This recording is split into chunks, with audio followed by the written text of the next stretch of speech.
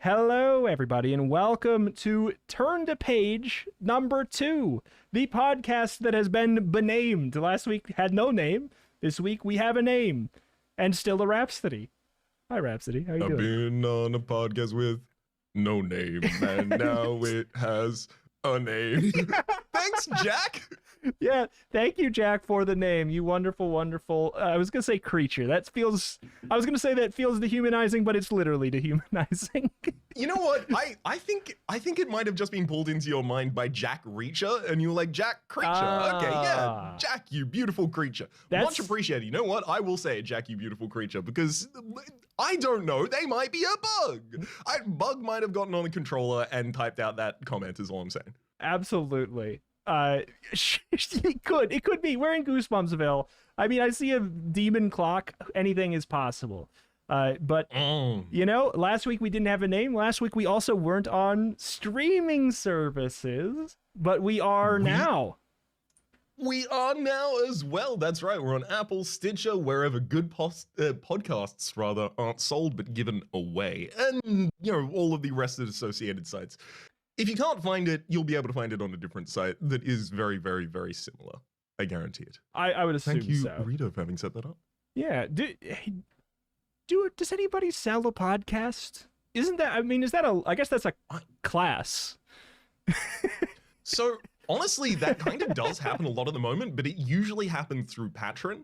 And so people will have like a successful free podcast and then subscribe to the Patreon and you'll get this podcast as well. It's true. But like, I don't know. I guess that is a lecture. That's what schooling is a bunch of paid. It's just a bunch of paid podcasts with visual elements. But hey, I do like the idea of just going to university and everyone is just podcasting the entire time. I thought just you were gonna never say... in the actual room with the university teachers at all. In fact, both of you are in rooms. They go into a single broom closet. And you all go into a lecture theater to actually hear what they're saying. I like the concept. I thought you were going to go a different angle and be like, all right, so today we're going to be learning about mitosis. But before we get into that, I want to say that this class has been brought to you by MeUndies. There's something along that angle. But hey, you know what I'd like to bring you? The book we're reading. It's called Tock, You're Dead this week. We didn't even I mean, it's Goosebumps. Goosebumps, choose your own adventure, but not that. That's illegal to say, I think. I think that's how copyright works. If you say it, it's illegal. Reader beware, you choose the scare, give yourself goosebumps. Tock, You're Dead. Number 2 is what we're going to be reading here today. And in fact, on the turn to page number 2, we have a warning from the book itself. Beware, do not read this book from beginning to end. Your little brother Denny runs off by himself in a huge museum of natural history building. You try to find him, but instead you're discovered by the laboratory of the strange Dr. Peebles. The scientists volunteer you to test his new time machine. Wow, you think I'm going to be the first time traveling kid ever, then Denny runs right into the machine and vanishes. Well, your brother's not lost in the museum anymore. Now he's lost in time. You have to find him again, but where? In the distant past, where fierce dinosaurs roam? In medieval times, battling with knights and wizards? Maybe in the future, where robots roll over humans. The one thing you know for sure is you must find Denny in 2 hours or he'll be lost forever. We're in control of this scary adventure. We'll decide what will happen and how terrifying the scares will be. All right. I just feel appropriately bewarned. I am bewarned. I'm also befused because it's just time travel. Does the book think wizards are real? This is just time travel, but it does mention. Wait, Rhapsody, are wizards real? Are wizards real? Wizards not real? Okay, never mind. I got confused. I'm sorry. No, they're real. Okay. Don't worry, sweetie. Wizards are real. You almost shook my whole world. The presents come every year. They're under the tree. It was not Papa. Don't you worry. Wizards are real. Fireball. We're all good. Okay. I guess we're going to turn to page 1 because it does say, it says to take a deep breath, cross your fingers, and turn to page 1 now to give yourself goosebumps. I will say I cannot turn to page 1 with crossed fingers, so I'm going to break one of the rules and move on to page 1. Yeah, I can't take a deep breath because I do have emphysema. So I'm also going to be skipping one of them, but I will cross my fingers and use the helical gnarled stubs to flip over the next page. Beautiful. Are you ready to get into our second adventure, our adventure through time? I've never been ready for anything in my life. All right. Well, then in that case, I will not keep you waiting anymore. What a crummy vacation. You, your little brother Denny, and your parents have come to New York City for Christmas vacation. Raps, he's real. And it's now. You thought you'd get to do a lot of cool things, like visit the Statue of Liberty, ride to the top of the Empire State Building, and ice skate at Rockefeller Center. Instead, your parents are museum freaks. It's entertaining, your mom says as she drags you to the Museum of Natural History. It's educational, your dad declares as he shows you a collection of ancient pottery. It's boring, you say, but nobody listens. And the worst part is that you're supposed to be in charge of your little red-haired brother Denny. Only Denny doesn't want anyone to be in charge of him. You're not... Oh my god. The noise gate said absolutely not to that. My apologies. Will this one get through? You're not the boss of me. Yep, he keeps saying, oh no, oh no. You follow your parents to the Museum of Natural History. At first, it's kind of interesting. You really like the dinosaurs. Wait until you see what's in this room, your mom cries. Turn to page 2. You rush to the next room expecting something exciting, but your mom is standing in front of a sundial. Wonderful.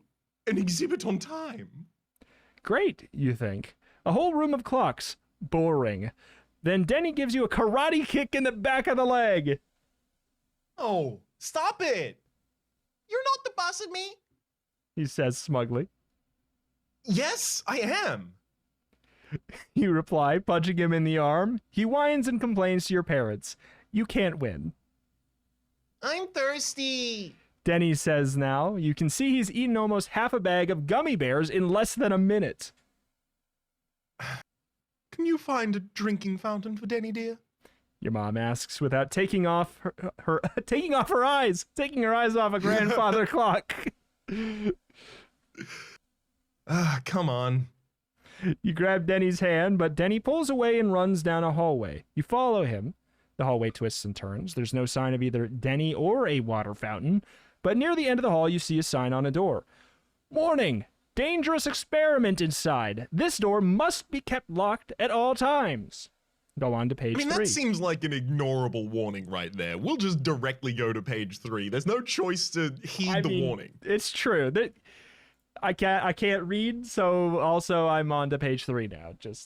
I can't read the rules either. So, dangerous experiment? What does that mean, you wonder? What could that possibly mean? You notice the door is slightly open. Oh no. Denny must have run in there, you think. Well, see, it can't stop Denny because Denny can't read. That makes... And you have no choice at this point. You push the door wider and peek in. There's no sign of Denny. A tall, skinny man with long white hair tied in a ponytail is bent over a computer. The computer is hooked up to a big, strange-looking clock. Between the computer and the clock is a large, square contraption that looks like a picture frame. You can hear the computer and the clock beeping and pinging. You got here? It's about time you got here, the tall man says, straightening up. I'm Dr. Peebles. You must be the volunteer. Dr. Peebles? Actually? You start to say. I'm just looking for... There's no time to waste. Dr. Peebles interrupts. I'm ready to start the experiment. Come on over. Well, Here. He says. He places a chain around your neck. On the end of the chain is something that looks like a stopwatch. A very, very odd stopwatch with a complicated-looking dial and 4 big knobs. Are you ready?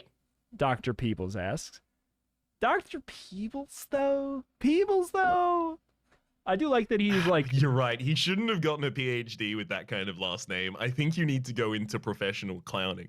I think so, too.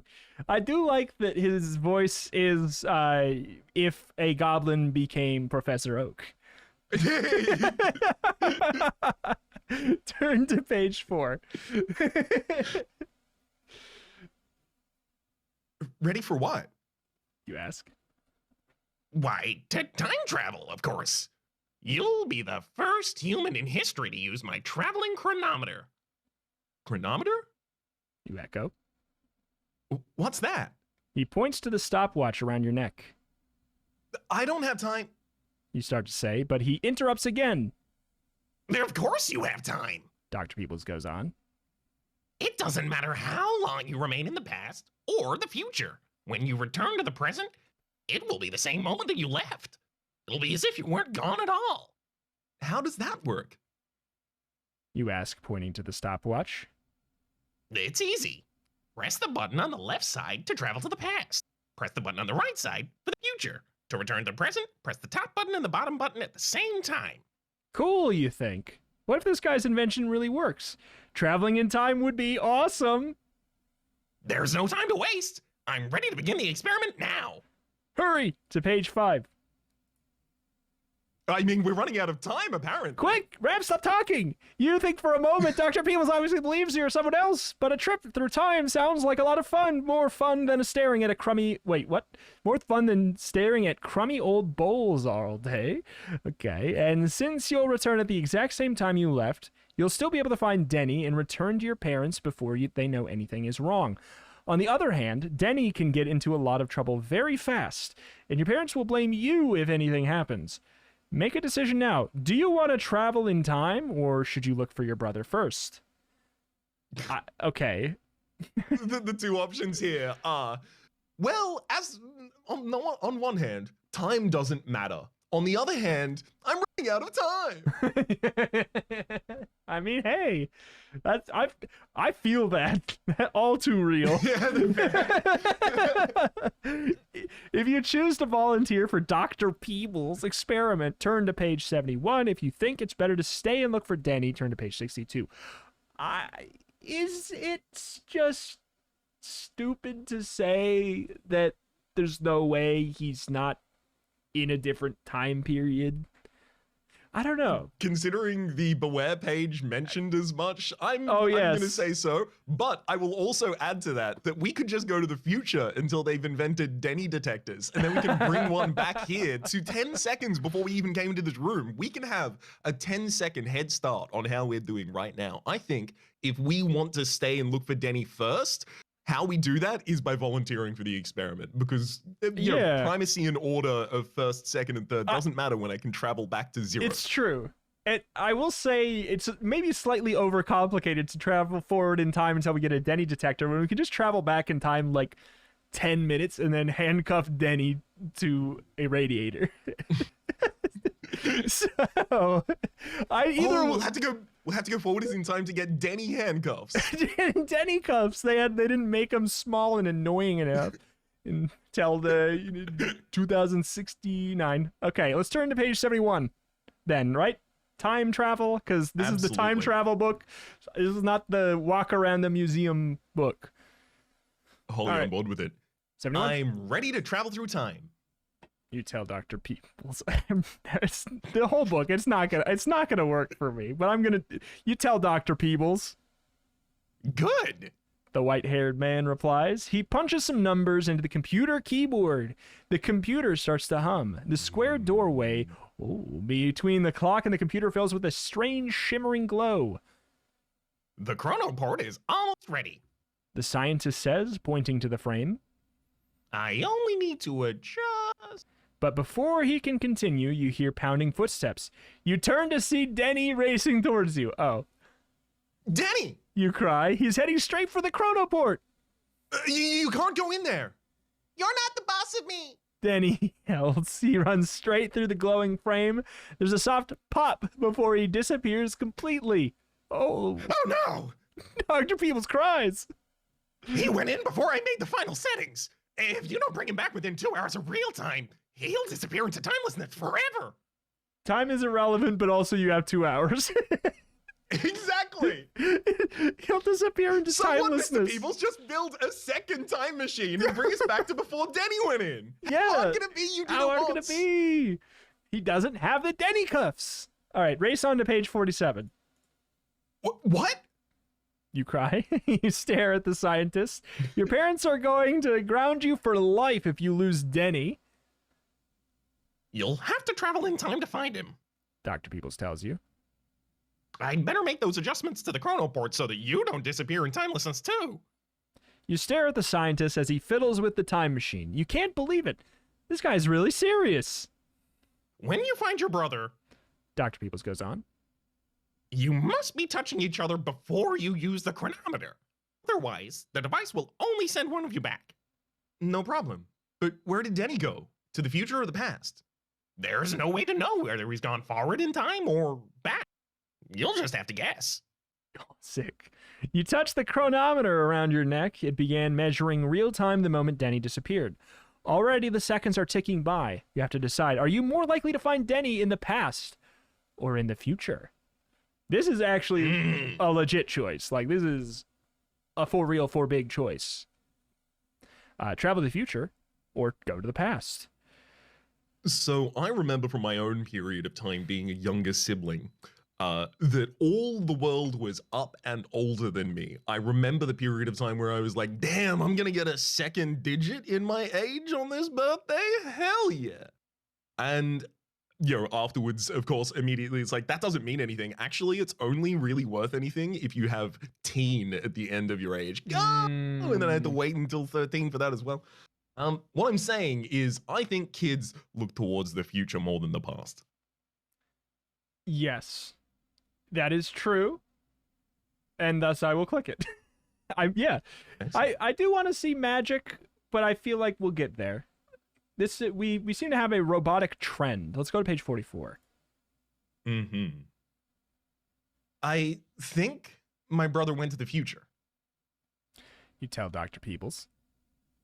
I hope you're right. Oops. Wait, hold on. What page is that? I went to the wrong one. 16. Hold on. 16.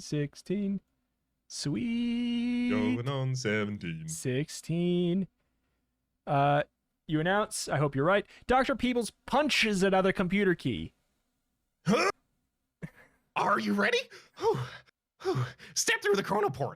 You enter the glowing frame. As you move through, you feel a strange tingling sensation. Oh, one more thing. Dr. Peebles calls out. His voice sounds far away. Before you can return, remember.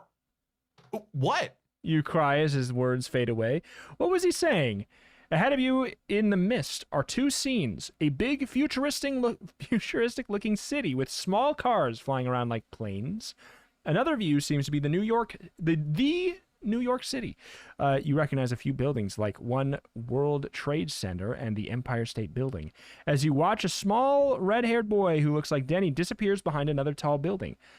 But is that really your brother? Make a decision. How many small red-haired boys could there be in the future? New York City? How many people with red hair are there in New York City? Probably just one, right? Yeah, probably just one, and it's this kid and it's Denny. Yeah. I also think that, like, you know, what are you going to go with the other option? I have no lead, or I possibly have a lead. I think maybe we go with the lead option. Do you have a take? My take is that well, first of all, both probably could lead us to a scenario where we find him because of the impermanence of logic. But I almost feel like it's just a trick, and I do not want to be betricked. Also, flying cars are cool. And we've already been to New York. You know what? We live in New York. I like it. Let's go with the strange city rather than the redhead boy in New York. Yeah, screw that red-haired boy in New York. Who needs him? I go all the time in the world, baby. Here we go. You decide to go towards the futuristic city. All around you are buildings made of shiny metal and glass. Cars with wings fly above your head. The streets are empty and clean with no litter, not even a gum wrapper. And this is not a real future. Is this New York in the future? It certainly looks different from the one you're visiting in the present. You're about to start looking for Denny when a hand closes in on your shoulder with an icy grip. Human. A hollow-sounding voice says. You're under arrest. You whirl around, gripping your shoulder. Wait, you whirl around, gripping your shoulder is a shiny metal robot with a policeman's badge welded to its chest. The robot's face is expressionless, and it's holding something that looks like a laser gun. No wonder everything is so clean and quiet, you think. The city is run by machines. Don't my. you know that humans aren't allowed in the streets? The robot demands. I come from another place. I don't know your rules. Please, just give me another chance. That's for the judge to decide. The robot says. Come with me. Turn to page 89, no choice. All right, you follow... Wait, what? What's that? I just realized there's probably going to be multiple different robots in this, and I don't have multiple robot voices. I'm worrying. It's all one central server and intelligence that is actually being divided amongst all of these. I like the Korvax in No Man's Sky, right? It's just one convergent entity. So they all have the same voice. I mean, that makes sense to me. Checks out to me. I don't know 2 robot voices. I just know the one. I guess, no, I know beep boop. You could just translate one of them to just beep boop, beep boop, boop boop, beep boop, boop. I'm sure the audience will get it. The only other robot dialect I know requires inviting the audience to chomp on my metal posterior. Exactly. That was the other angle. You follow the robot into a big glass-walled building. He leads you to a courtroom. A shiny robot dressed in black sits behind a tall desk. The judge, you realize. You are accused of appearing in the streets, human. The judge says. How do you plead? Guilty, Your Honor, but I didn't. Silence. The judge cuts you off. There are no excuses. For punishment, you may have your choice. You will be sentenced to school or the zoo. School or the zoo? What kind of punishment is this? To find out, make a choice now. Get sentenced to school, page 9, or go to the zoo, page 55. Who's picking school? It's not even that. Are we being sentenced to the school or sentenced to the zoo? Like, is our sentence you must go to one of these 2 places? Or is it just you either get sentenced to go to school or you go to the zoo. We just have a good time. Exactly. Yeah, that's true. This one doesn't say sentenced. That one sounds like it's just fine. I mean, also, just being in the streets. We shouldn't give them the choice of the zoo. They always take the zoo. There's too many people at the zoo. I actually think that might be true. It's entirely possible that we're the exhibit in the zoo, which I actually really want to get into. Oh, big time. Let's go to page 55. Yeah. Schools for stinkers. I ain't doing no books. I'm not going to school. I'm reading books. I'm reading books on the internet, Mom. You love the zoo. What a weird punishment, you think, as the police robot takes you away in a flying car. I mean, hey, at least it validates our thought there. It's like, what a weird punishment. Soon you zoom through the zoo gates. Giraffes, elephants, tigers, and antelopes roam around the grounds. Instead of bars, a shimmering transparent force field separates the animals from the viewers. You will remain here, the robot announces, stopping in front of an exhibit that looks like a living room with a couch, chairs, and a TV. The robot yanks the chronometer off your neck. Simpsons. Give that back! You shout, but the robot ignores you. It aims its laser gun at the force field around the exhibit. The field dissolves, and the robot pushes you into the exhibit. Wait a minute. You can't leave me here. I'm sure you will be comfortable. The robot tells you. It zaps its gun again, and the force field goes back up. No! You cry, trying to push through the force field. Then a group of robots approaches. 2 little ones point and make strange coughing noises. What are they pointing at? Find out on page 102. The rest of the people in the exhibit behind us are doing a couch gag. Yes. Oh. In fact, look at this one, says a little robot. It gazes at a sign in front of the force field. It's the couch potato exhibit. The small robot goes on. It begins making strange noises again. It's not polite to laugh at the humans. One of the bigger robots says. But, Mummy. I'm going to pretend that didn't come through the noise gate. Could you say that one again? But, Mummy. Sorry, it's just not coming through. But, Mummy. Replies the little one. It's so funny looking here, human. It adds, it shoves something through the force field. You lean down to pick up a candy bar. Look. Says the little one. It picked up the candy. It's eating it. The small robot pushes another candy bar through the force field. Sorry. With a sinking feeling, you realize that you're stuck here for good. But cheer up. At least when the little robots visit, you'll get to eat plenty of candy. The end! We died. We lost. I love the idea.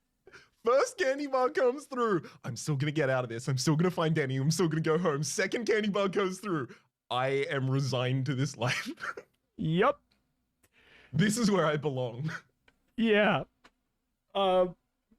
It's just fine. Well, eat candy till we die. All right, that's a quick loss. Nice, good, quick, clean L. Page 89 is where we made the divergence to go to the zoo. Do we want to? Quick L's a good L. Yeah, quick L's a good L. Do we want to get sentenced to school, or do we want to go back further? I think probably just try school, right? Yeah, I think we can go sentence to school. And if sentence to school gives us a dead end, maybe we jump back and go in the past instead, even theoretically. Yeah, we'll see. All right, page I choose school. 9. You tell the judge. The robot policeman drags you off to another room in the same building. You're surprised to see that it's a regular classroom with wooden desks, a blackboard, and a computer center. There's also a metal box the size of a closet standing in front of the room. The desks are filled with human students about your age.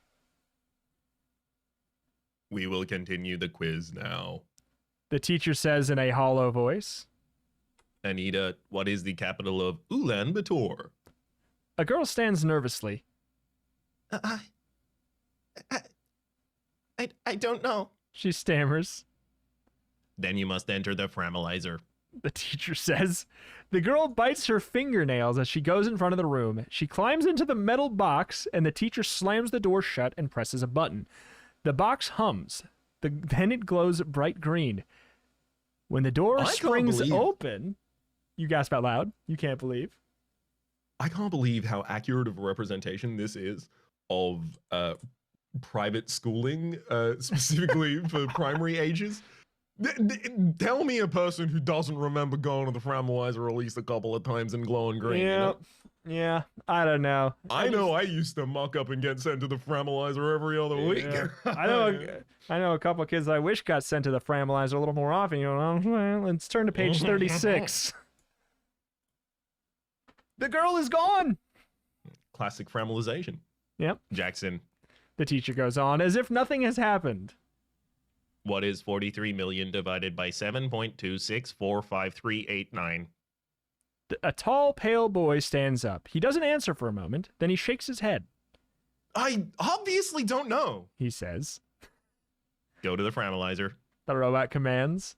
Slowly, Jackson walks to the front of the room. He steps into the box. A moment later, he too is gone. Framalized.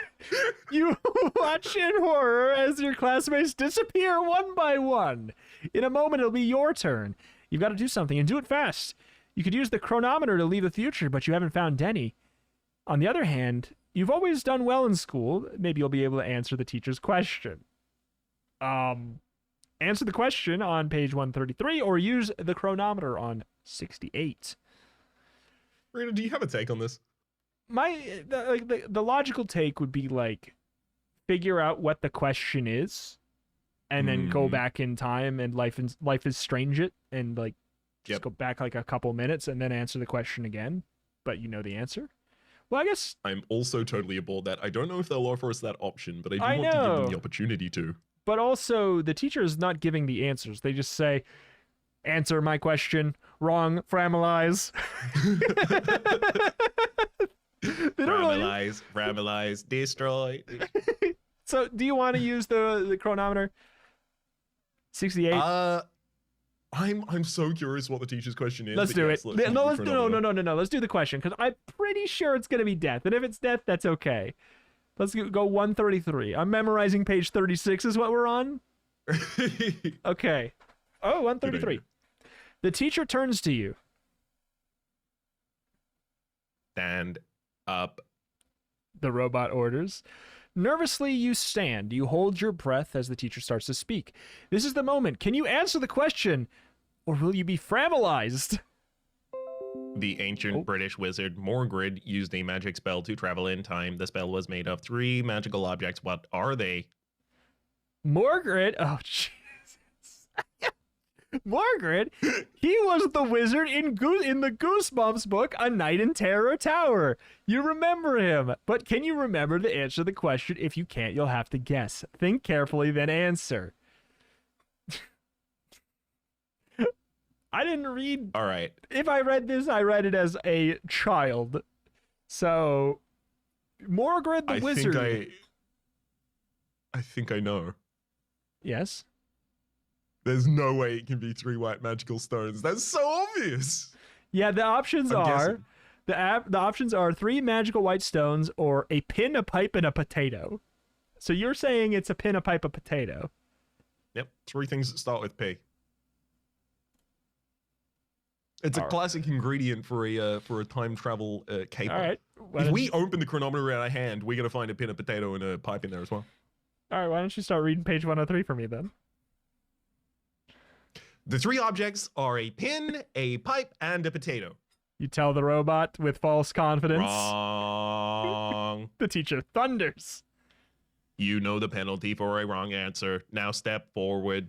You start towards the framalizer. Start towards the framalizer. Slowly you feel the chronometer around your neck. But before you can press any buttons, the robot snatches it away with its magnetic claws. No tricks. The robot says. Enter the framalizer. There's no way out now. As you step in, except maybe run. As you step towards the strange metal box, your heart sinks to the bottom of your toes. You're a complete failure. You haven't found Denny, and you couldn't answer the teacher's very suspiciously self-aggrandizing question.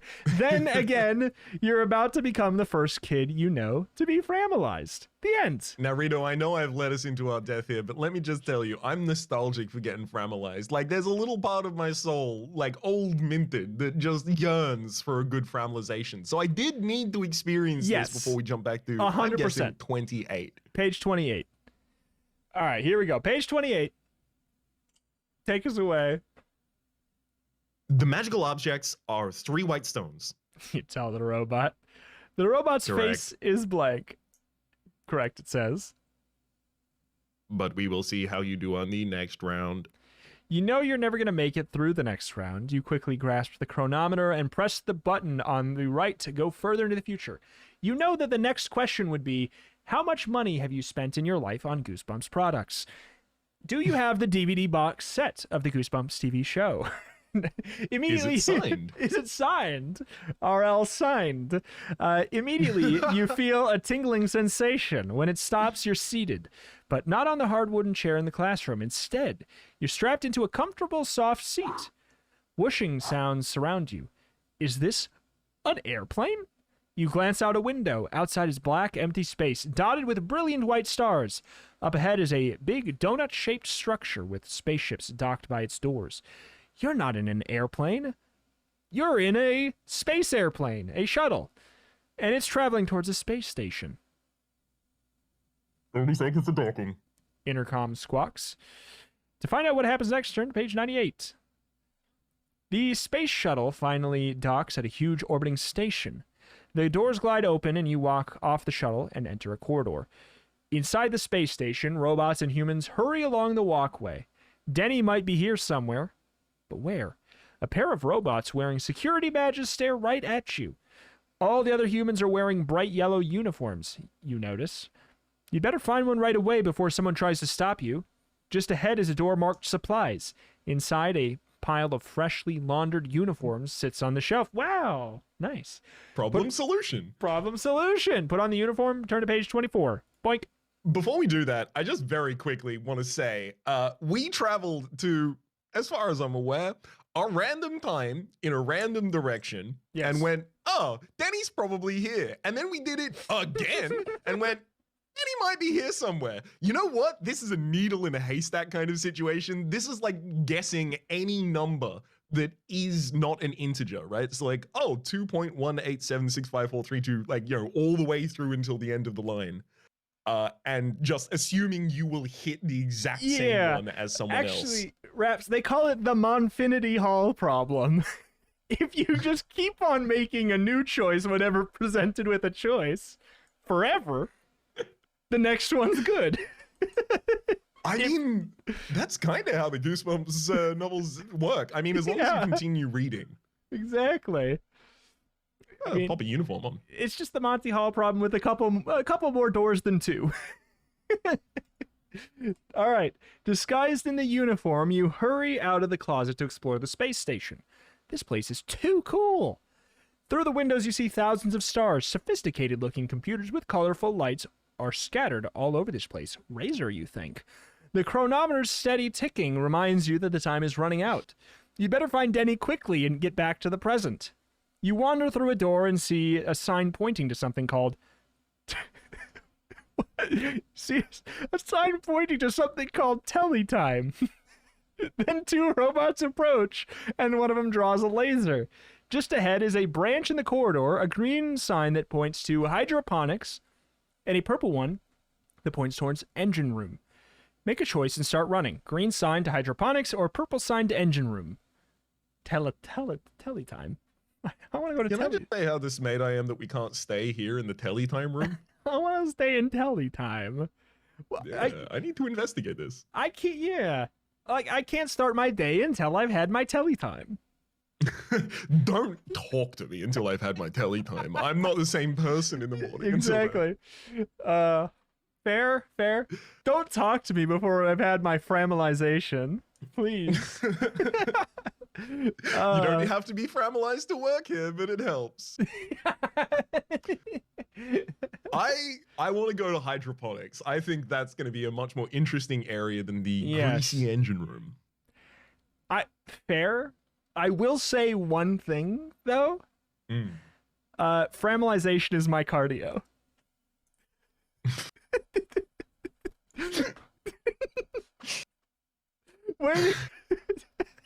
I've just realized I'm gonna have to find where they do like print to order mugs. I've just realized that's gonna have to happen for me. Yeah, it's the first turn to page merch. Okay, so I'm sorry I was setting up my sick punchline. You just say green or purple. I've gotten my reward. I'm fine with going. I'm happy with the green personally. All right. I think hydroponics could be more interesting. Sounds good. Well, looking good. You tear down the corridor to the hydroponics area. What a jungle. Thick green leaves and winding vines creep all around the room. Strange-looking plants grow everywhere. You notice they're all potted in a pink solution that is bubbling furiously. You watch the doorway as you look around. The robots may catch up to you at any minute. Denny! You call. Denny! Are you in here? Yes. You wander past odd-shaped leaves. No! Strange smelling flowers and heavy colorful fruits. You've never seen anything quite like them. You wonder if something in outer space caused extraordinary earth plants to mutate into strange new forms. You come across a large sign that reads, that word's probably not important to read out loud, do you think? Danger? Danger? Danger? What could be this dangerous room of plants? Then you see it. A vine with a stem as thick as an elephant's leg. Its flower is huge with sharp-looking petals. You step forward for a closer look. Suddenly, the flower lunges at you, its petals snapping shut an inch from your nose. Back away onto page 70. As you back away from the Yes? Just for a second, I will also just mention... We chose a random direction, and then we went to a random time, and then we went to another random time from there, and then we went into a random room and was like, Denny's probably in here, right? Denny? Denny, are you here? Denny? Yeah.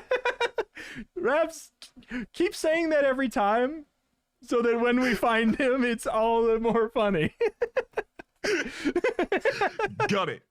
As you back away from the vicious flower, its curling vine sends out new shoots. Beyond the plant, you see a sign marked exit. Can you get around the vine and make your escape? Or off to your right, there is a rack of garden tools. You see a long rake that looks pretty sharp. Maybe you better get the rake first and fight off the vine. Quick, make a decision. Do you grab the rake first or run straight for the door? To grab the rake, go to page 123. To try the exit, page 43. I don't like that it says try to go through the exit. I don't like that. I don't like grabbing that the rake either, is definitive. I'm happy to grab the rake. I do feel like this is a dangerous plant, but I don't want to shape up against it. But what made you think this is dangerous? Was there some kind of like sign or clue that made you know that this room was had danger sharp in it? Petals. It's the thick as a elephant's leg stem of this kind of thing. Also, like, plants still trudge on even if you destroy like a large amount of the matter of that plant. Like, I don't think stabbing it with a rake is going to even stop this thing. I think we just get stabbed with the other end of the rake at that point. It's true. Also, there was a sign that said danger was what I was getting at. You would like to run through the exit? Actually. Let's do it. All right, let's see. All right. Frantically, you pull the vine out of your path and race to the exit. The plant sends tendrils racing after you, and they snap at your ankles. A cluster of geraniums twist and turn towards you. As you approach, one of them sprays a bubbling pink solution at you. You skid on the slimy liquid and fall down. Up ahead, a giant cucumber plant hurls its fruit.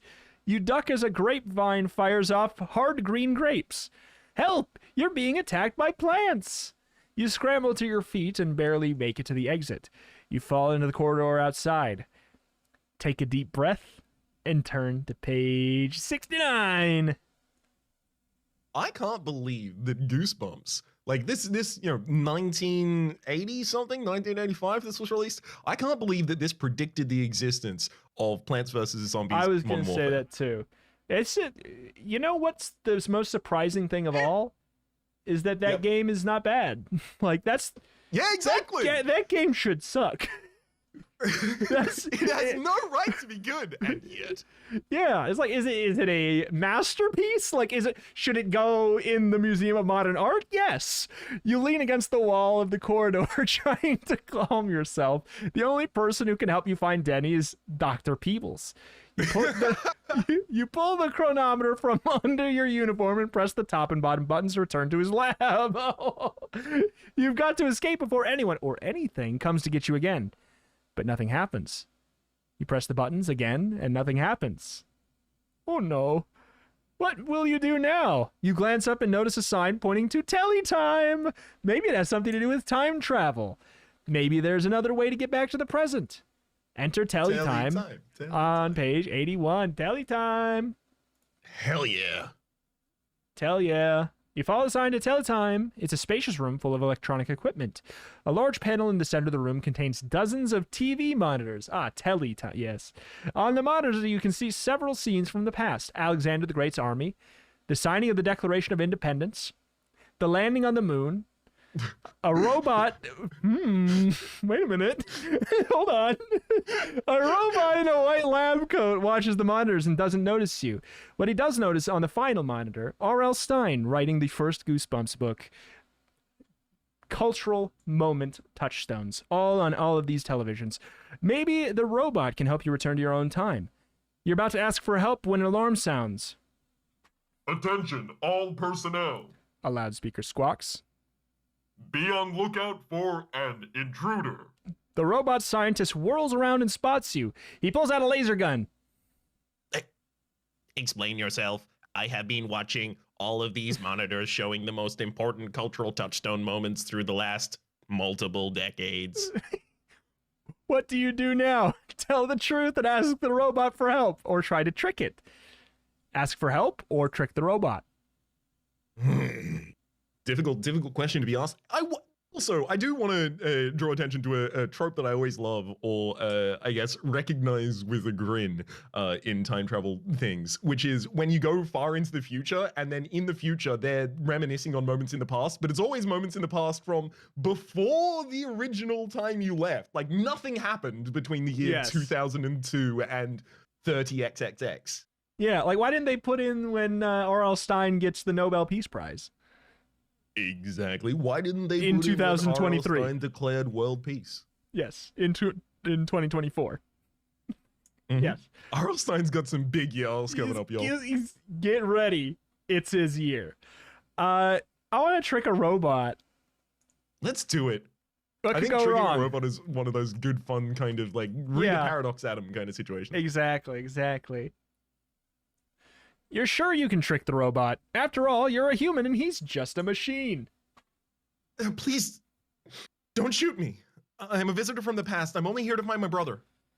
I mean, that's so far not a trick, but hey, the robot hesitates. It seems to be computing what you just said. Then it pulls back the trigger on its laser. And we respond? I could prove it to you if you had, well, I mean, better technology. You add, falling over to the floor dead? No. The robot's electronic eye flashes angrily. Our technology has been perfected. It states. Too bad. I mean, I probably can't locate the time I left the present. You probably couldn't either. The robot scuttles over. When did you leave? It demands. I can find that. You tell the robot the exact day and time that you left Dr. Peebles' laboratory.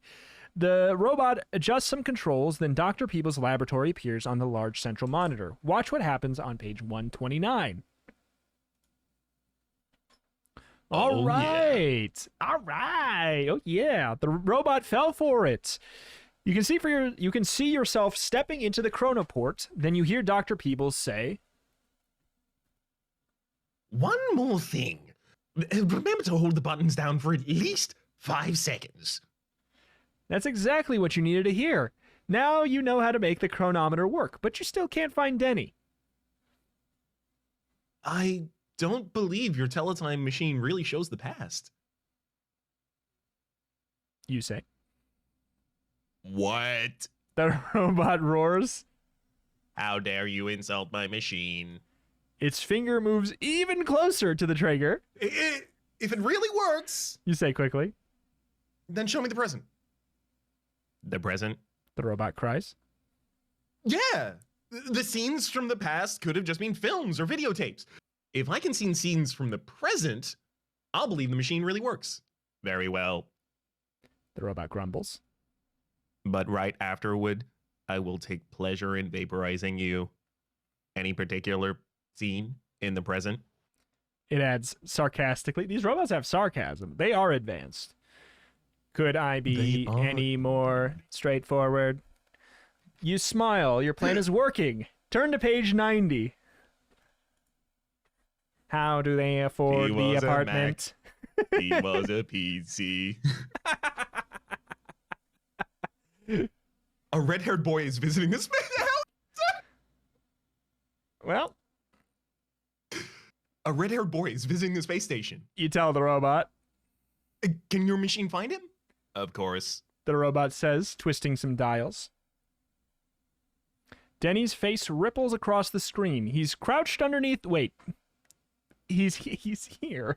Denny's face ripples across the screen. He's crouched underneath a table that holds a large computer. As you stare at your brother, you realize the table is in this room. It's in this room. You cry. You run towards the table. Denny is still huddled there, too scared to move or speak.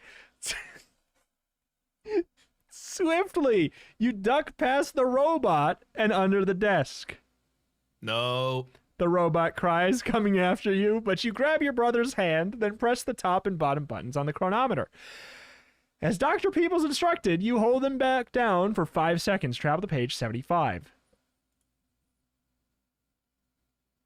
Oh my god. An instant later, you find yourself back in the laboratory at the Museum of Natural History. Welcome back. Dr. Peebles looks relieved to see both you and Denny. How was your trip? Exciting. You say. Boring. Denny whines.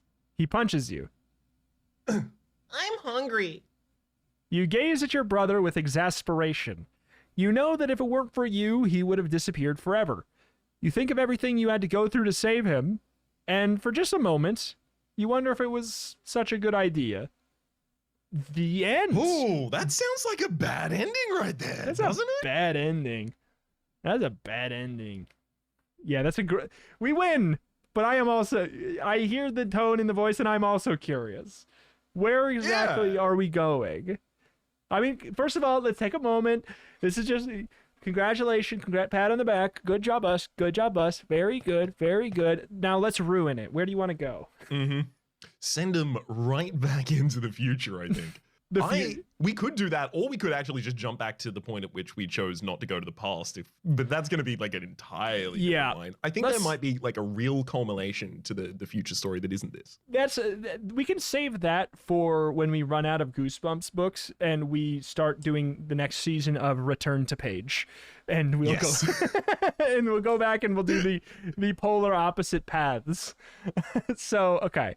I tried to control F future, but that's probably not going to work. Do you want to pause until we figure out what page we're on? Sure. Okay. We are back at page 24, which was deciding between going to the green room, the hydroponics room, or the purple room, the engine room. That's back enough to get a new slice. Should we? Mm-hmm. And we'll try and forget the fact that we know for a fact that Denny is in not just the hydroponics room, but the room off to the left that has like a table in it and he's hiding under it. We know exactly where he is. That's where Denny what about is. This engine room, though. What about the engine room, though? I would eat my hat if we found Denny in a different way. That wouldn't make any sense. All right, page 74. Not at all. You follow the purple sign and rush into the engine room area. It's crammed with machinery and monitor screens. At the center is a control panel with banks of blinking lights. Next to the control panel is a clear plastic chamber, about the size of a car, labeled anti-grav. Inside the chamber is a small figure that's floating and turning in midair. It's Denny. You yank over the door. Denny! You call. We've got to get back to the present right now. I don't want to. He whines. You step into the chamber, but your feet don't touch the floor. It's a feet touch. Actually, don't give people that lingo. I don't want that to be an easier to access term. Actually, there's no gravity here. You're weightless. You get a funny feeling in your stomach as you start to float around. You grab for your brother, but he easily twists away. You find yourself upside down. If you weren't so worried about returning to your own time, this would be pretty fun. Come on, Denny. You beg. You're not the boss of me. He sneers at you. You grab for him again and miss. Then you glance outside the chamber. A robot guard had his laser gun pointed straight at you. How many times have we had a robot guard pointing a laser gun straight at us? Is this like number 6? Either way. These robot guards and their laser guns. I will also say, what if we free Denny from this? He runs away from this situation, goes, hides under a table, and then the other version of us finds him there. Oh. It's all happening all at the same time. Could be. Human spies. The robot with the laser gun declares. Which one? There's 20. You are under arrest. You untwist yourself and float out of the chamber. We weren't spying. You protest. We were only... Silence. The robot snaps. In a panic, you pull out the chronometer, and at a glance, you and Denny... take a glance. You and Denny have to get home. Please. You beg the robot. I have to get my brother... Explain it to the captain. The robot says. It snatches away the chronometer. No! You scream. Give that back! You grab for the chronometer, but the robot holds it beyond your reach. Come along now. It snarls, clamps down its metal claws around your wrist. You too. It adds, reaching for Denny. You can't make me. Denny kicks the robot hard on its metal shin and takes off running. That can't do more damage to it than it does to you. I refuse. Mm-hmm. The robot stops for a moment. You can hear something whirring inside of its head. The captain will explain what to do. It mutters. Now, come with me. Turn to page 131. You follow the robot to meet the captain. The captain of the ship is a woman. A human woman. But she looks really mean. You were caught spying in our secret anti-gravity device. She says sternly. The penalty is immediate execution. Oh, God. Now, what do you have to say for yourself? Immediate execution. I thought that was in quotes for a second. Immediate execution. What do you have to say for yourself? Yes, please. Oh, and can I get another? And fries. And fries, please. Somehow, if you have to get her to understand what you were doing there. But what if she doesn't believe your story? Maybe it'll be better to pretend you're a new member of the space crew and didn't know better. Decide well. Your life depends on it. Lie, turn to page 25, or tell the truth and go to page 120. I don't think saying we're a new member of the space crew is necessarily exculpatory to the accusation of spying, because you would surely just sign up as a new member of the crew and then just go into secret areas. And then bespy, yeah. Exactly. You bejoin and bespy. Bejoin the crew and bespy. Lie and turn to page 25. I think you should tell the truth. I think that telling the truth is always the right answer. Oh, I was setting up for failure, but okay. Yes, You decide to try the truth. Well, I think we might find ourselves back on a similar track relatively soon. It's true. I'm not a spy, You repeat. but I'm not a crew member either. I'm actually a time traveler. Likely story. The captain snarls. If you're a time traveler, prove it. The device your guard took from me is a chronometer. You explain. That's how I move from one time to another. The guard hands the chronometer to the captain. She glances at it, then hands it back to you. You quickly slip it under your uniform in case she changes her mind. I'm amazed that we were just furnished with this object. If Yeah? you're really from the past, She says to you. what color were the eyes of an Allosaurus? I'm not from that far back.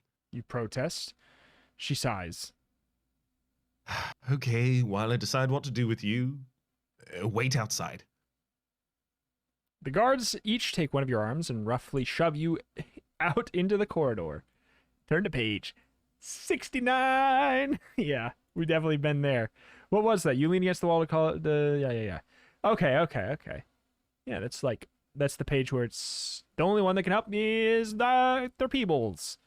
Okay. Mm-hmm.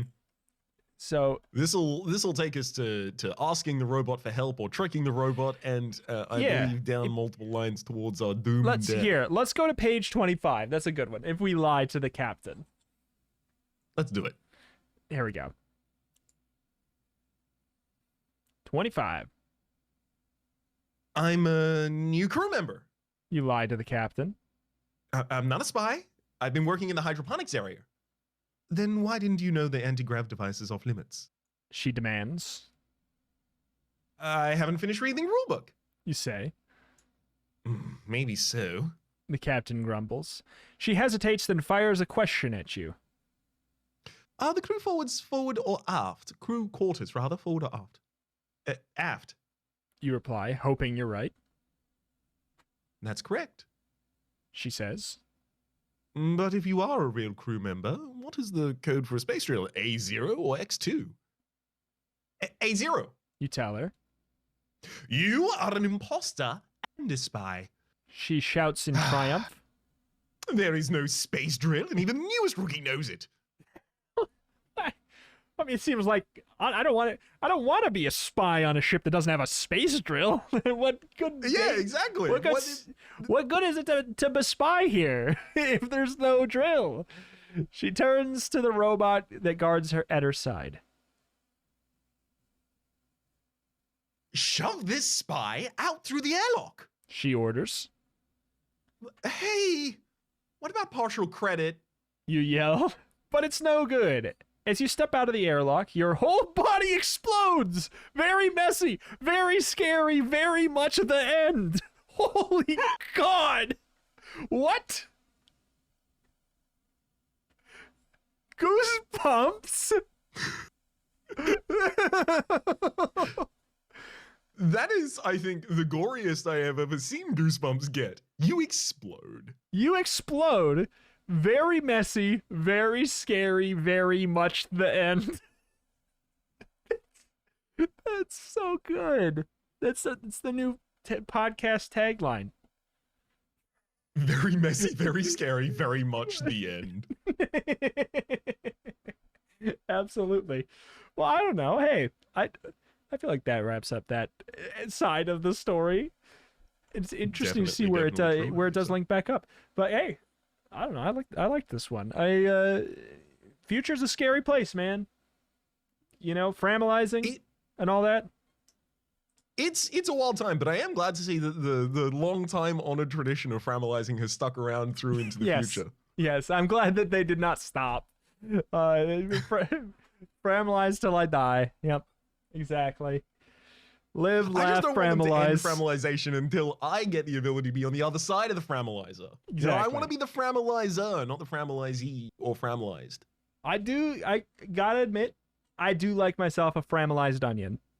So Oh my god. Oh, they're so good.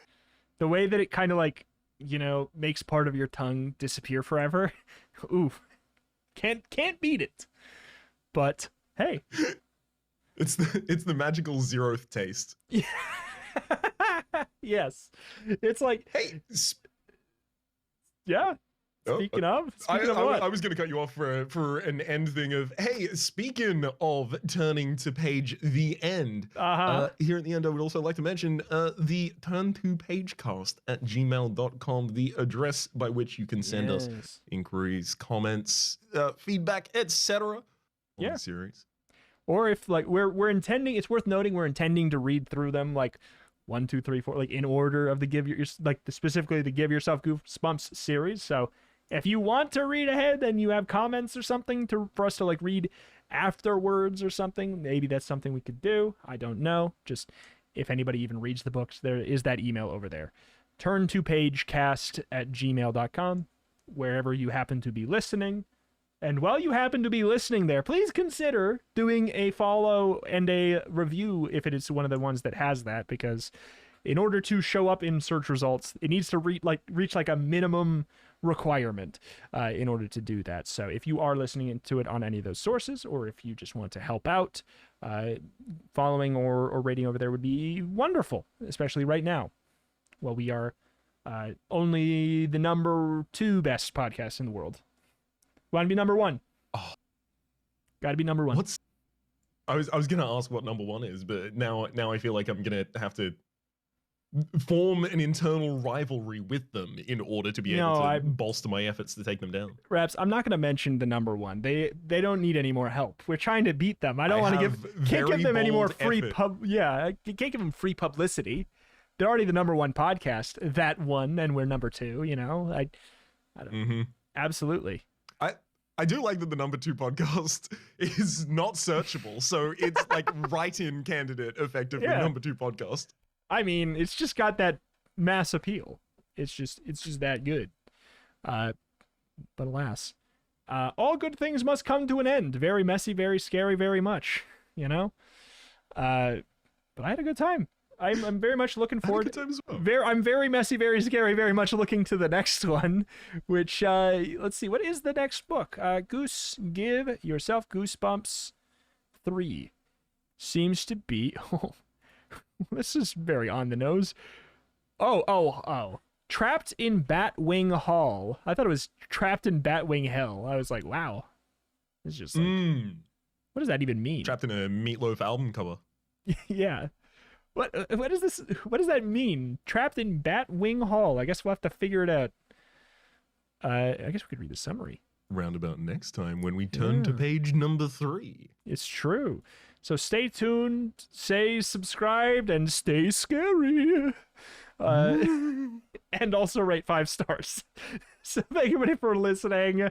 We'll be back next week with another book to spook you. So bye-bye.